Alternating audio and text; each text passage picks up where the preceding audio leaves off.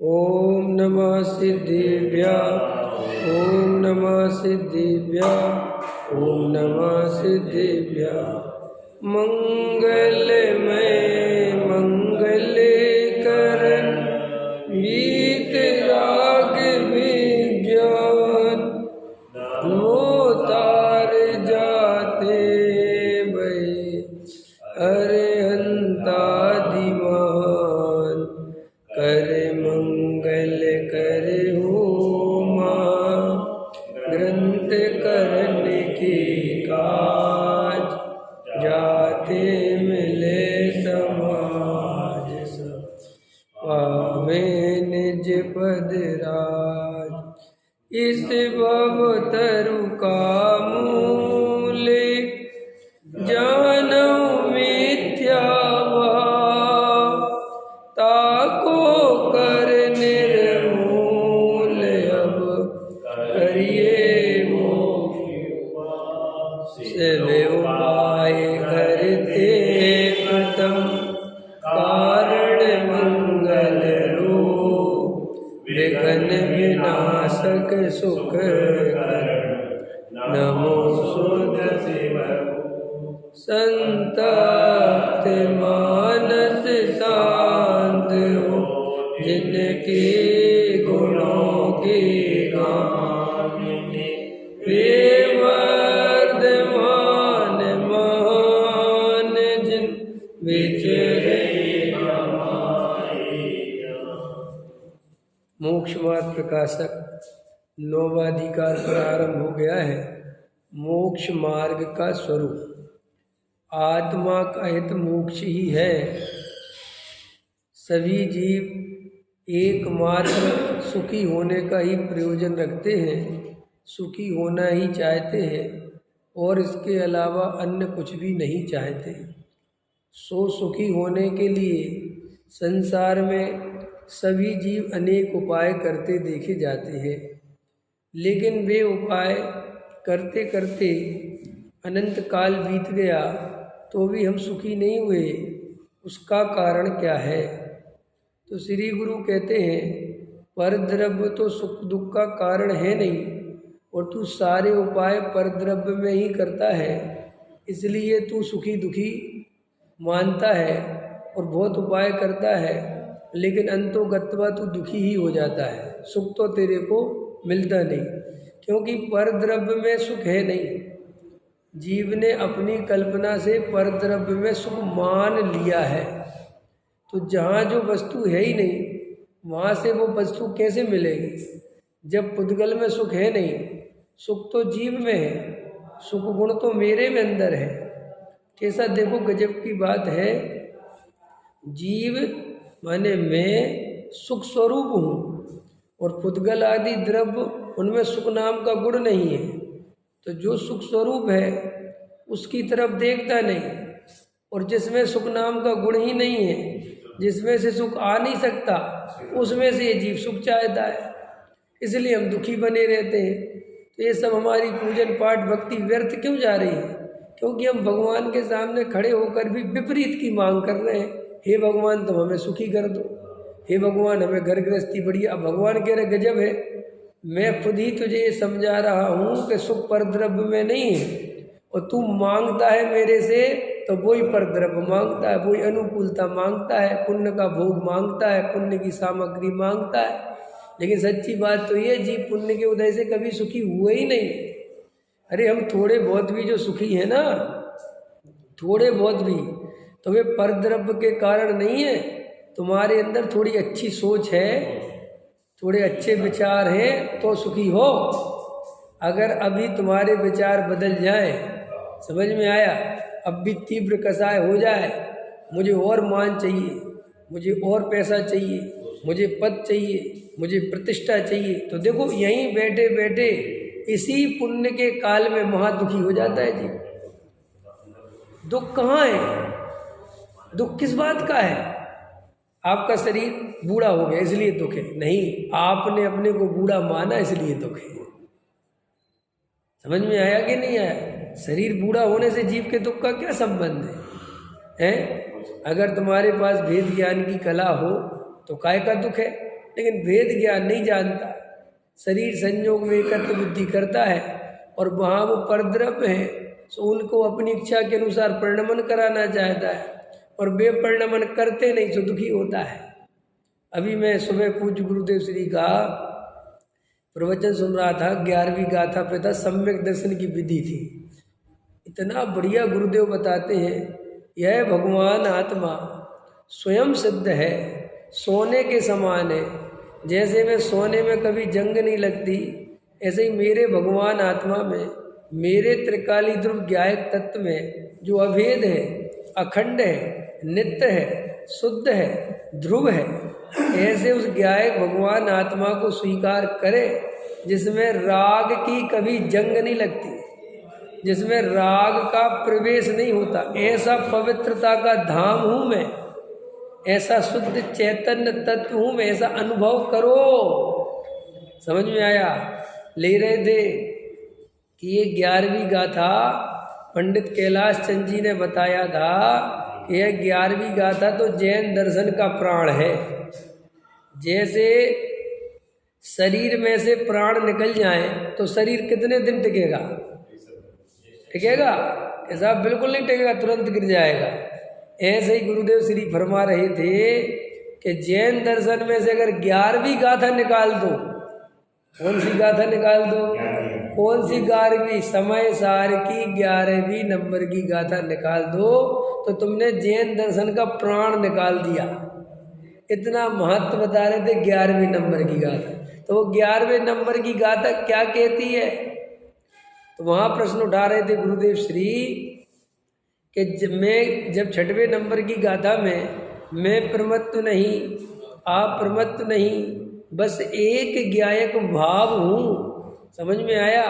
ऐसी जब उद्घोषणा हुई कुंद कुंद भगवान के द्वारा, और मैं तो मात्र ज्ञायक हूँ, जानने देखने वाला तत्व हूँ, ऐसी जब घोषणा हुई तो 7वीं नंबर की गाथा में कहा कि आत्मा में ज्ञान है, दर्शन है, चारित्र है, ऐसा भेद भी आश्रय करने योग्य नहीं है।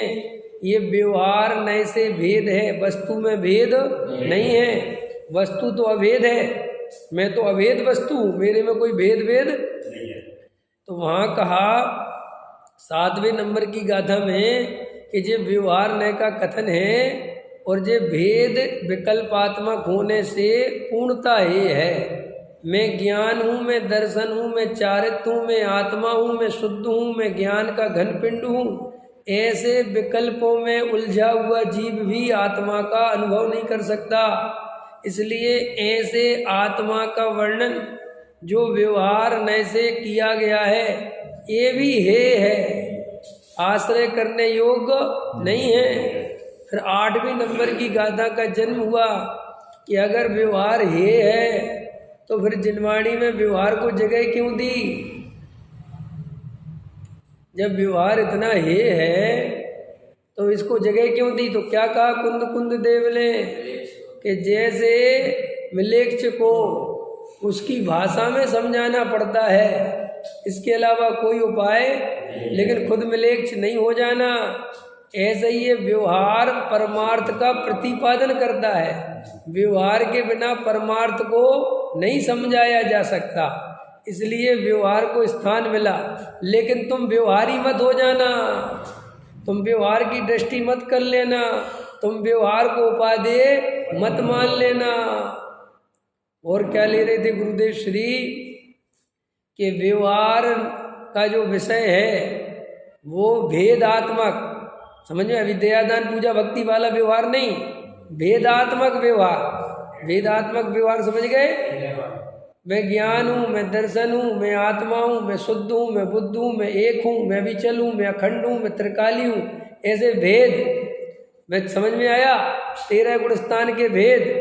तो श्री गुरु कह रहे थे कि ये भेद जो है ये आए बिना रहते नहीं, लेकिन किंचित मात्र भी उपादेय नहीं मानना, आश्रय करने योग्य नहीं मानना, अच्छे मत मानना। बोलो भाई, जहाँ इन विकल्पों को भी अच्छा माने तो सम्यक दर्शन नहीं हो। फिर दया दान पूजा भक्ति जो बिल्कुल परद्रव्य के निमित्त हैं, जो बिल्कुल दो द्रव्यों के बीच की कहानी है, उनमें अगर एकत्व करे, उनको अच्छा माने, तो फिर सम्यक दर्शन कितना दूर हो गया। जब मैं ज्ञान हूँ, मैं दर्शन हूँ, मैं चारित्व हूँ, ऐसे विकल्प से भी सम्यक दर्शन रुकता है क्या सुनील जी? वैसे विकल्प करना कि नहीं करना? ऐसे विकल्प आए बिना रहेंगे नहीं। जब तुम अपने स्वरूप में जाओगे तो शुरुआत में ऐसे ही विकल्पों से कहानी चालू होगी, लेकिन इन विकल्पों को जिस समय आ रहे उस समय हे मानना, कि जब चले जाएं तब हे मानना। वज्रसेन जी, तभी मानना कि नहीं साहब हम जब चले जाएंगे तो फिर बचेगा क्या? जब चले जाएंगे तो फिर हे मानने के लिए बचेगा क्या? दया दान पूजा भक्ति के परिणाम आए तब हे मानना, कि जब नहीं आए तब हे मानना। चोरी करने आया पहले रोके, चोरी करने ले जाता। बोलो बोलो है क्यों? दया दान पूजा भक्ति के परिणाम आए, आते समय ये श्रद्धा रहे कि आश्रव तत्व छे, ये मैं नहीं हूँ, ये मेरा स्वरूप नहीं है, ये जो मैंने दया दान पूजा भक्ति के परिणाम हुए ये आश्रव तत्व हैं, ये जीव तत्व नहीं है, ये बंध है, ये मेरा स्वभाव नहीं है। ऐसी श्रद्धा हो तो आश्रव हे होवे, और आता हुआ आश्रव उपादे लगे। दया दान पूजा भक्ति तो करने चाहिए, ये तो बढ़िया है, ये तो बहुत अच्छा है। तो कहते श्री गुरु तू अभी वस्तु स्वरूप की खबर ही नहीं है, तू आत्मा तक पहुंच ही नहीं सकता।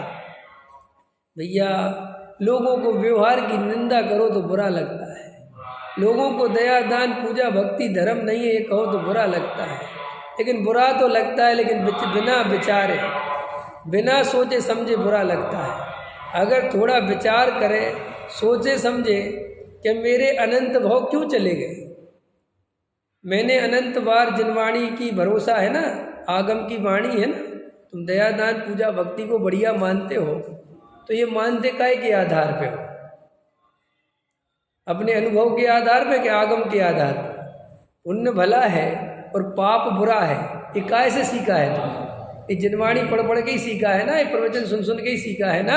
यहाँ जा तो उसी आगम में ये लिखा है, ये जीव अनंत बार साधु बना, अनंत बार पिछी कमंडल लिए, अनंत बार द्रव्यलिंगी संत बना, अनंत बार निर्दोष क्रियाओं का पालन किया, पर आत्मा की दृष्टि नहीं की, इनको उपादेय माना, इसलिए अनंत संसार में अभी तक घूम रहे हैं। बराबर है, परम सत्य है ना।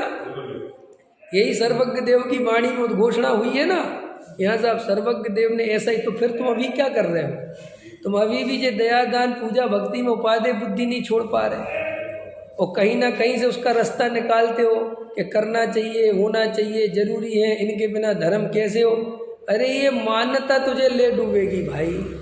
तू आत्मा पे ये क्यों नहीं कहता कि आत्मा को जाने बिना धर्म कैसे हो? तू ये क्यों नहीं कहता कि आत्मा के अनुभव के बिना धर्म कैसे हो? तू ये क्यों नहीं कहता कि आत्म प्रतीति के बिना धर्म कैसे हो? तू ये क्यों नहीं कहता कि शुद्ध आत्मा के अनुभव के बिना? यहाँ ध्यान क्यों नहीं जाता? ये बार बार यहीं क्यों पीछे पड़ा रहता है? तो श्री गुरु समझा रहे थे कि 8वें नंबर की गाथा में फिर वो व्यवहार को स्थापित किया, फिर 11वें नंबर की गाथा में आए तो बोले साहब अब सम्यक दर्शन का विषय क्या है? तो बोले व्यवहार नए अभूतार्थ है। समझ में आया? 11वें नंबर की गाथा का क्या विषय है? कि जो व्यवहार नए है वो अभूतार्थ है, असत्यार्थ है, झूठा है, और सम्यक दर्शन तो शुद्ध नए के आश्रय से होता है।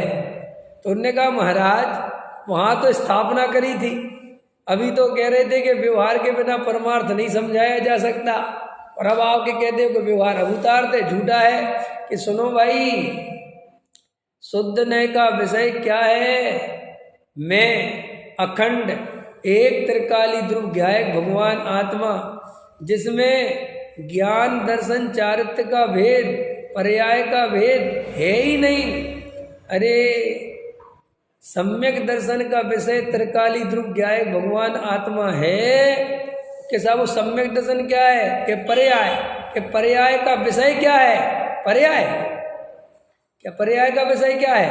पर्याय के द्रव्य, पर्याय का विषय, अरविंद जी थोड़ी गहरी चर्चा, पर्याय का विषय द्रव्य है कि पर्याय है? द्रव्य है, पर्याय नहीं है। पर्याय तो अपने को भूल गई तो ही तो निहाल हो गई, और पर्याय अपने को याद रखेगी तो फिर कभी भी पति का सुख नहीं ले पाएगी। जैसे पत्नी है ना, अब आजकल की पत्नियों को ये बीमारी लग गई है कि हम अपना कुलगोत्र नहीं छोड़ेंगे। समझ में आया? करीना कपूर खान, अरे जब कपूर इतना ही पसंद था तो खान से शादी करी क्यों? नहीं समझ में आया? अरे तुम्हें कपूर इतना ही प्रिय था, अपना गोत्र इतना ही प्रिय था, तो तुमने शादी खान से क्यों करी? कपूर से ही करती ना तो बराबर बनता कि नहीं, बैलेंस। खान पसंद है, कपूर छोड़ना नहीं है, दुर्गति होगी कि नहीं होगी? है ऐसे ही श्री गुरु कहते हैं कि ये पर्याय अगर अपने को पर्याय दृष्टि रखेगी, अपने को पर्याय से पर्याय देखेगी, तो कभी भी त्रिकाली ध्रुव ज्ञायक भगवान आत्मा का अनुभव नहीं करेगा। अब अपन अपने को पर्याय दृष्टि से देखो कि अपन अपने को पर्याय में पर्याय से देखते कि नहीं? मैं मनुष्य, ये पर्याय पर्याय को देख रही, समझ में? मैं रागी द्वेषी, पर्याय पर्याय को देख रही। मैंने पूजन करी, भक्ति करी, अब मैं स्वाध्याय में आ गया, पर्याय पर्याय को देख रही। क्या मैं दया दान पूजा भक्ति करता हूँ, मेरे इतने नियम हैं, मेरे इतने व्रत हैं, मैं शुद्ध भोजन करता हूँ, समझ में आया? मैं सेठ हूँ, मैं पंडित हूँ, मैं विद्वान हूँ, मैं 5 फुट का हूँ, मैं 4 फुट का हूँ, समझ में? 60 किलो का हूँ, मैं गोरा हूँ, मैं काला हूँ, ये सब क्या है? पर्याय पर्याय को देख रही है, इसलिए महादुखी है। अब वही पर्याय, मैं त्रिकाली ध्रुव ज्ञायक भगवान आत्मा हूँ, मैं ज्ञान दर्शन चैतन्यमयी वस्तु हूँ, राग देश मेरे को छूते नहीं, मैं अखंड अवेद अखंड ज्ञायक त्रिकाली ध्रुव नित्य, मेरा कभी मरण नहीं होता, मेरा कभी नाश नहीं होता। कौन कह रहा है? पर्याय।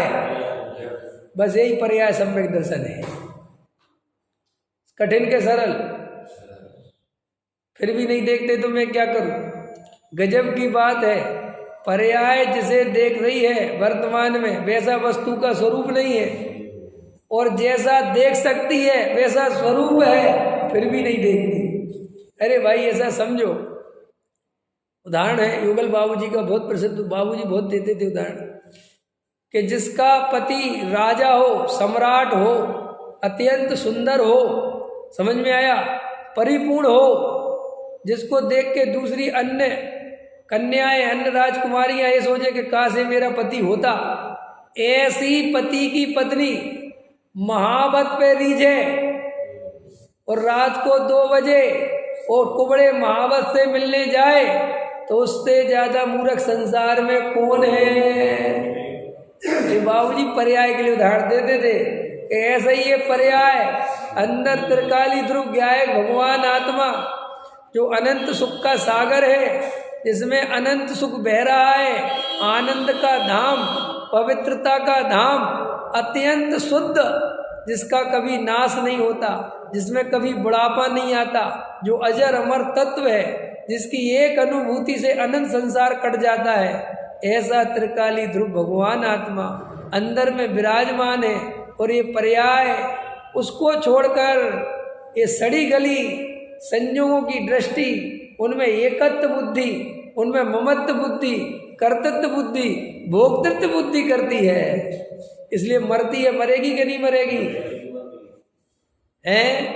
अरे भाई, जैसे वो संसार बिंदु का एक चित्र है कि वो इतनी दुखों के बीच में और एक शहद की बूंद गिर जाती है तो प्रसन्न हो जाता है, ऐसे ही हम अनंत अशुभ भावों के बीच में, अनंत आकुलता के बीच में ये जरा से शुभ भाव हो जाते हैं, जरा सा मंदिर पूजा पाठ भक्ति हो गई, जरा सा स्वाध्याय में आ गए। ये कितने देर का टाइम है?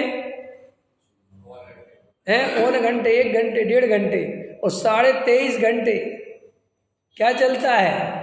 महादुखदाई। समझ लो, तुम्हें उदाहरण के लिए समझा रहा हूँ। श्री गुरु कहते कि जो स्वभाव है ना, उस बूंद के जैसा है। वो शहद की बूंद गिरती थी ना, वो ऐसे ये जरा सा स्वभाव होता है, जरा सा दया दान पूजा भक्ति कर लेता है, जरा सा खाने पीने में त्याग हो जाता है, तो इससे इतना कृत मानता है जैसे इसने भाव के अभाव करने की विधि सीख ली हो। है नहीं है ऐसा? है जरा से 2-4 आदमी 2-4 करोड़ रुपए जोड़ लेता है ना, तो गरीबों को देखता है तो ऐसे चलता है थोड़ा फूल के। इन बेचारों के पास कुछ नहीं है, इनके खुद के अरे बड़े बड़े बहुत तकलीफ में हैं बेचारे, जैसे अपने आप को। और अभी श्री गुरु कहते कुछ देर बाद ये बादलों की तरह, इंद्रधनुष की तरह ये पर्याय विलीन हो जाएगी। अपन देखते ना छोटे लोगों को इसी दृष्टि से देखते ना, अरे गरीब है। कोई कहे कि ये कौन है, काम गरीब है, काम करता हमारे लगा हुआ लेबर है, लेबर।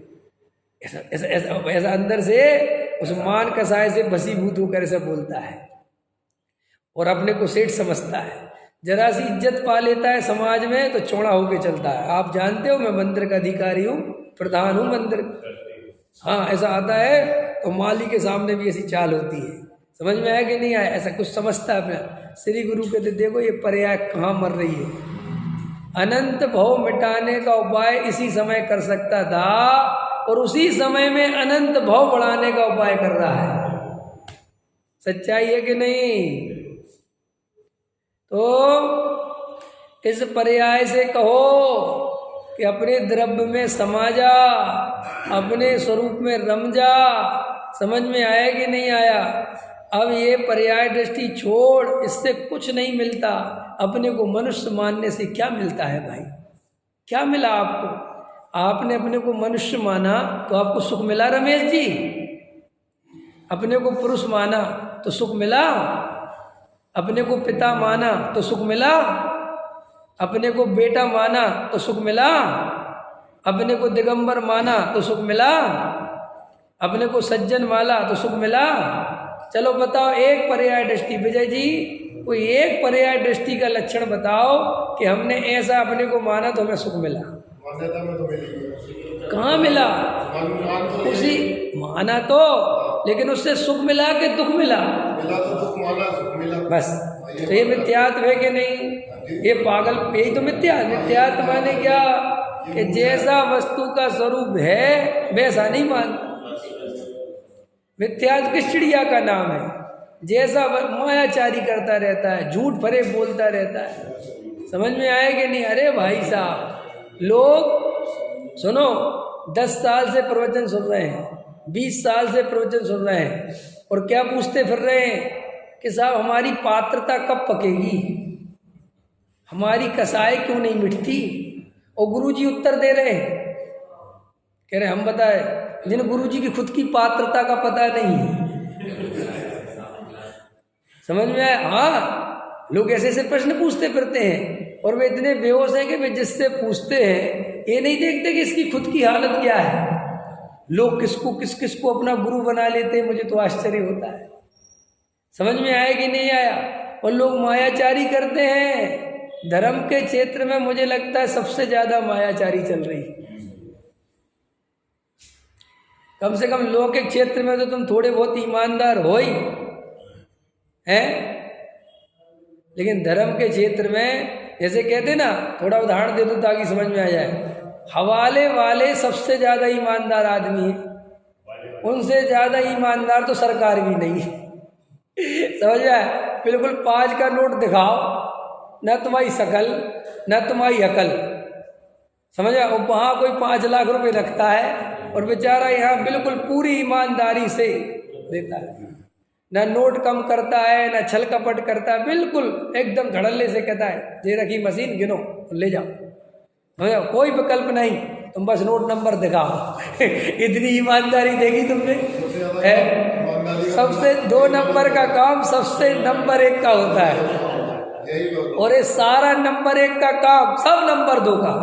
गवर्नमेंट टैक्स मांगती है 18%, वहाँ बिल में दिखा था 18% और देता है 9%। बोलो, ऐसे ये जीव धर्म के क्षेत्र में सबसे ज्यादा बेईमान, यहाँ मुखौटे लगा लेता है ईमानदारी के, सज्जनता के, ऐसे ऐसे ऐसे झुकता फिरता है और अंदर मान कसाई के लिए झुक रहा है। काहे के लिए झुक रहा है? समझ में आया कि नहीं आया? अरे प्रभु, ये जीव मीठी मीठी बातें भी बोलता है तो अंदर कड़वेपन के लिए। क्या कहा मैंने? क्या वज्रसेन जी? अरे आप तो माई बाप हो भाई साहब, अरे आपके बिना मंदिर चलेगा क्या? अरे सब आप ही दे। अंदर इंदर सोचता है तेरे जैसा, अब मैं आगे बोलना नहीं चाहता।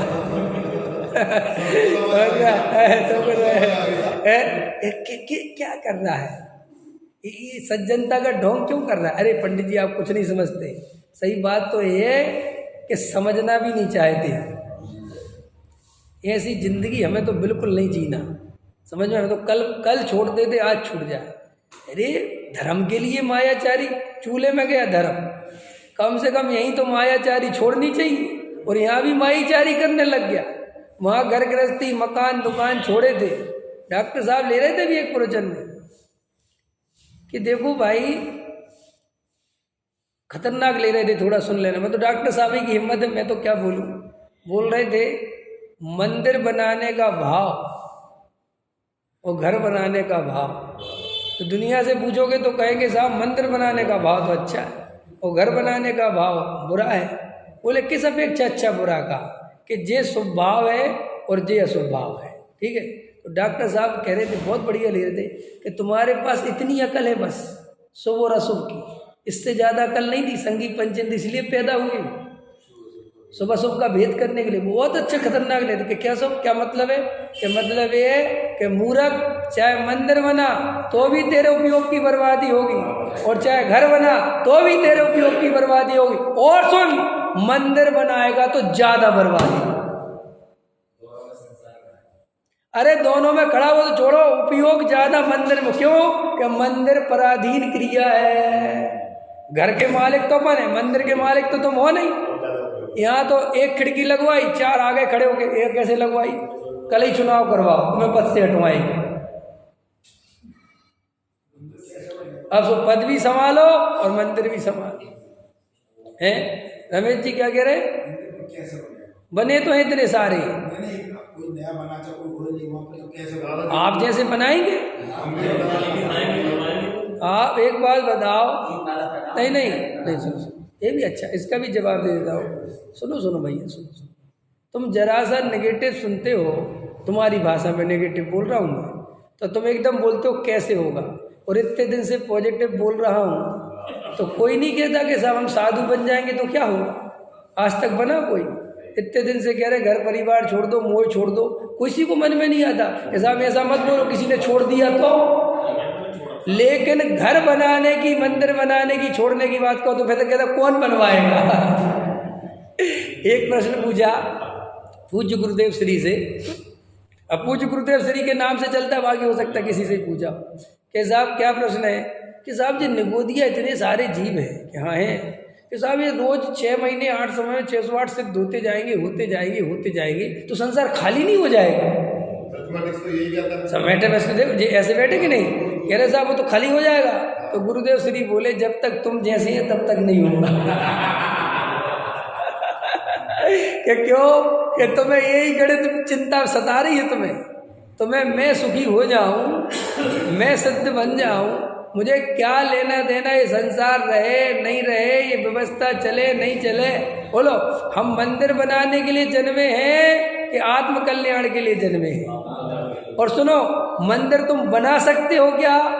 बोलो, अरे बोलो, जोर से नहीं आ रही आवाज।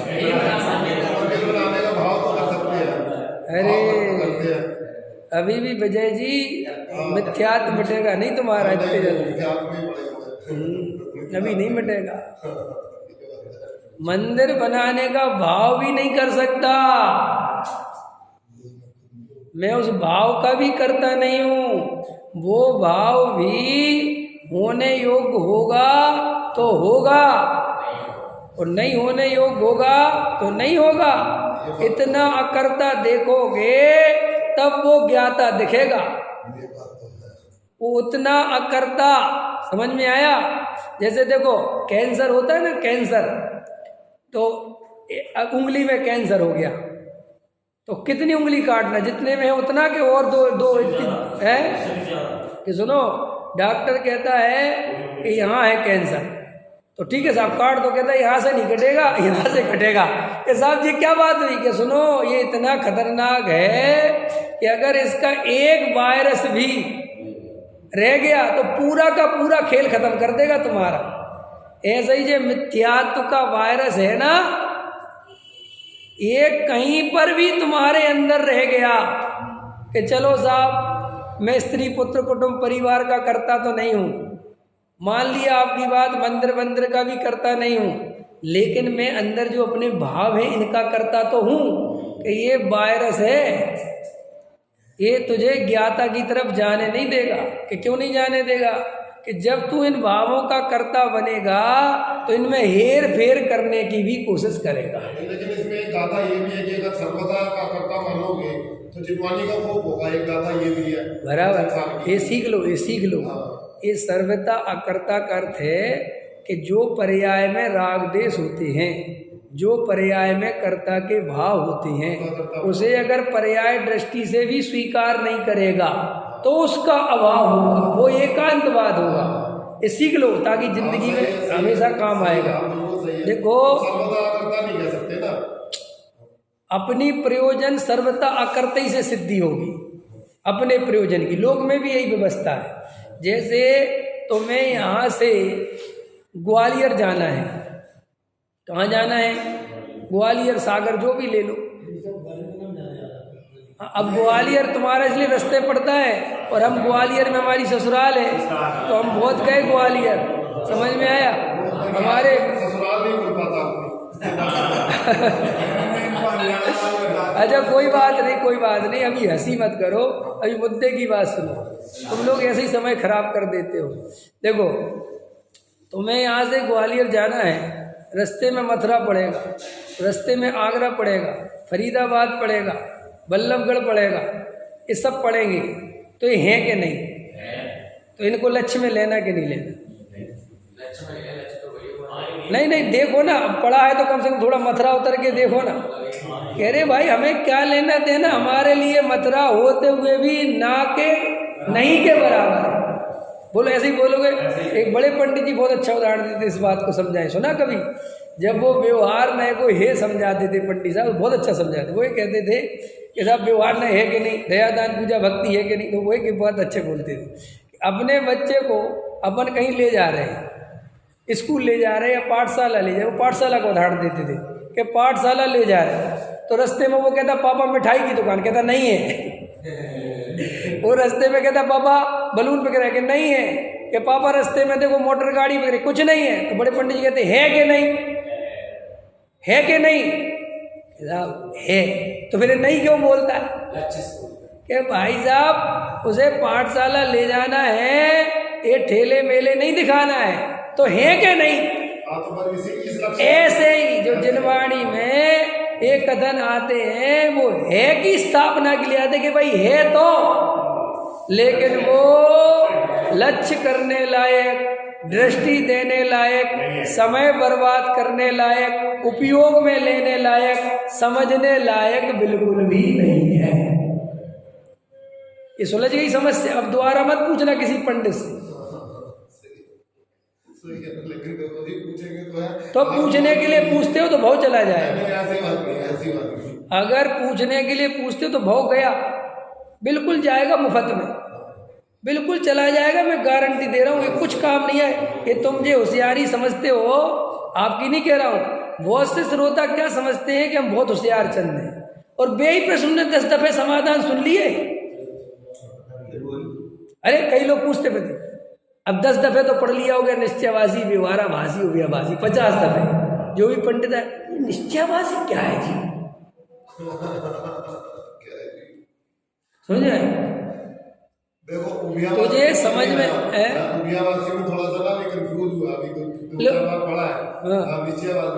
अरे उभयावासी माने इतना सरल, दोनों तरफ नहीं, सब दोनों तरफ की बात नहीं। व्यवहार को भी उतना ही उपादेय मानता है जितना निश्चय को। इसका नाम है उभयावासी। खत्म। ये परिभाषा पहली बार आई, ये सबसे तो तुम गलत पंडितों के पास चले जाते तो मैं क्या करूं? तभी आए नहीं यहाँ। हकीकत से क्या पटेली आते जो आया तो उन्हीं सुनते हैं। जो और आप सही हो। हाँ सबकी राय का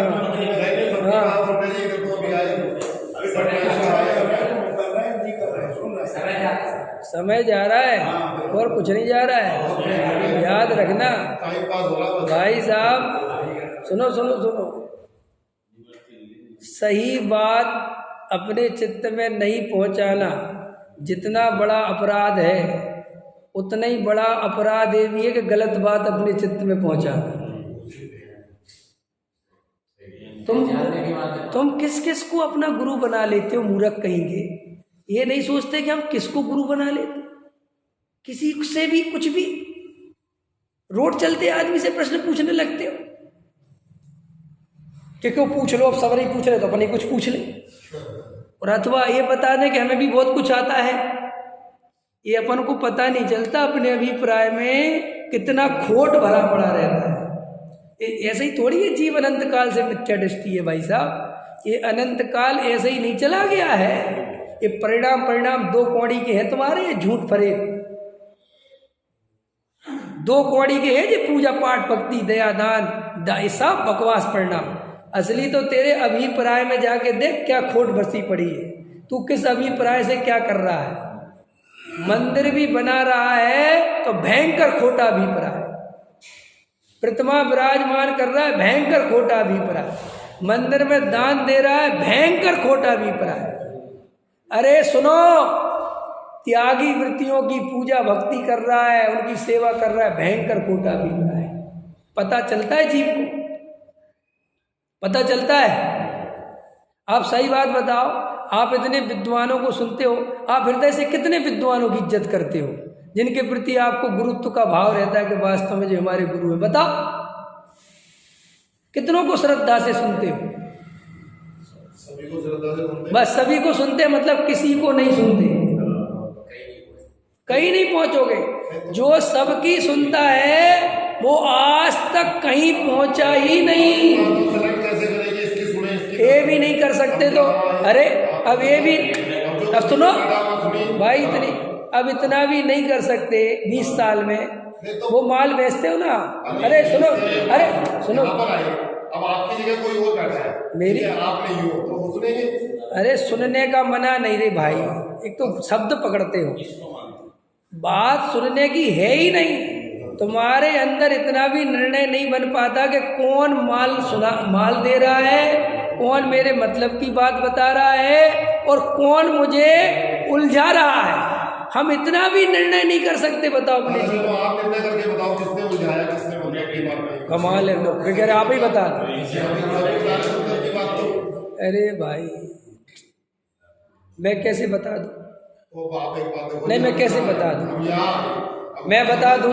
नहीं अभी सुनो, अभी मैं बता देता हूँ। नहीं अब सुन लो, अरे घबराते क्यों यार, एक जाए थे ना बता दूं, मैं बढ़िया बता दूं, मेरे से बढ़िया कोई नहीं बता। अब बात खत्म हो गई। अब एक बात हम आए हाँ, तो उनकी सुन के जाओ तो निर्णय करो इनने क्या बताया, वो सही था कि ये सही था, उसमें क्या बात है भाई। एक बात बताओ, निर्णय अरविंद जी, अरे भाई ये केबल बेचते हैं, ठीक है, मैं इनसे केबल लेता हूँ और एक दिन की फैक्ट्री 3 दिन बंद थी तो मैं दूसरे के यहाँ गया, तो भी मैं दिमाग में रखता हूँ ना कि यार अरविंद जी की बराबरी का टक्कर का माल है कि नहीं, रखते हो कि नहीं रखते हो। और फिर मजबूरी हो तो कि लाओ भैया तुम्हारा दे दो, लेकिन अंदर क्या होता है, वो माल नहीं है जो अपने को चाहिए। निर्णय होना चाहिए ना। ऐसे ही समाज का व्यवहार से चलेगा।